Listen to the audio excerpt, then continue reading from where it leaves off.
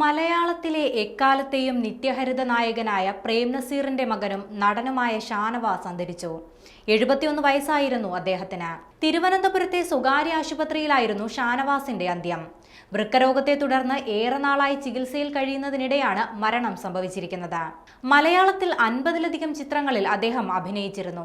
ഇന്നലെ രാത്രി 11 മണിയോടെയാണ് മരണം സംഭവിച്ചത്. ഇന്നലെ വൈകിട്ടോടെ അദ്ദേഹത്തിന്റെ ആരോഗ്യനില മോശമാവുകയായിരുന്നു. പിന്നാലെ തിരുവനന്തപുരത്തെ സ്വകാര്യ ആശുപത്രിയിൽ പ്രവേശിപ്പിച്ചെങ്കിലും മരണം സംഭവിക്കുകയായിരുന്നു. ഷാനവാസിന്റെ സംസ്കാര ചടങ്ങുകൾ ഇന്ന് വൈകിട്ട് 5 മണിക്ക് പാളയം മുസ്ലിം ജമാഅത്ത് ഖബർസ്ഥാനിൽ നടക്കും. മലയാള സിനിമാ രംഗത്ത് നായക വില്ലൻ വേഷങ്ങളിൽ സജീവ സാന്നിധ്യമായി തിളങ്ങിയ നടനായിരുന്നു ഷാനവാസ്. മലയാളം, തമിഴ് ഭാഷകളിലായി 96 ചിത്രങ്ങളിൽ ഷാനവാസ് അഭിനയിച്ചിട്ടുണ്ട്.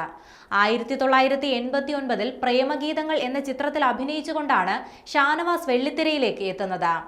1982 അദ്ദേഹം 6 സിനിമകളിൽ വേഷമിട്ടതോടെ കൂടുതൽ ശ്രദ്ധിക്കപ്പെട്ടു.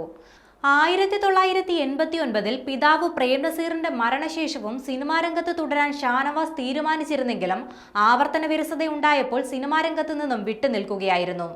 പിന്നീട് വിദേശത്ത് ഒരു ഷിപ്പിംഗ് കമ്പനിയിൽ മാനേജറായി ജോലി നോക്കിയിരുന്നു. തുടർന്ന് നീണ്ട ഇടവേളയ്ക്ക് ശേഷം 2011 പുറത്തിറങ്ങിയ ചൈന ടൗൺ എന്ന മലയാള ചിത്രത്തിലൂടെ അദ്ദേഹം സിനിമാ രംഗത്തേക്ക് തിരിച്ചെത്തി. 2022 പുറത്തിറങ്ങിയ ജനഗണമനയാണ് അവസാനമായി അഭിനയിച്ച സിനിമ.